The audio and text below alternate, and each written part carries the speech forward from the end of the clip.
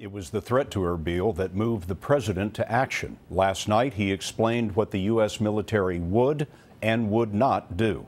Major Garrett is at the White House for us. Major? Scott, the president built his political profile and captured the White House in part because of his opposition to the Iraq War. Mr. Obama has now become the fourth consecutive commander-in-chief to order U.S. military action in Iraq. The mission is limited in scope. Protect Americans in Iraq and deliver aid to those ethnic minorities trapped on Mount Sinjar.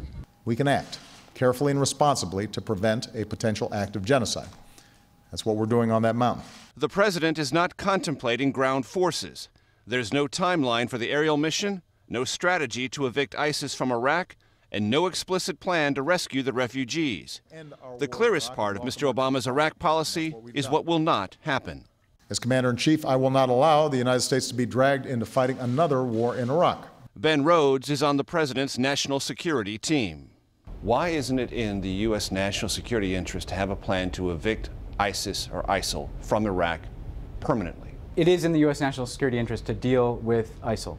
And the way in which we're going to do that is working with the Iraqi government. The Iraqis have been pleading for U.S. airstrikes for weeks, but Scott, the president resisted until he saw more political progress in Baghdad and after seeing so many swift and menacing advances on the battlefield by ISIS. Major Garrett at the White House. Major, thank you. And in the interest of full disclosure, Deputy National Security Advisor Ben Rhodes, who you saw in Major's report, is the brother of CBS News President David Rhodes.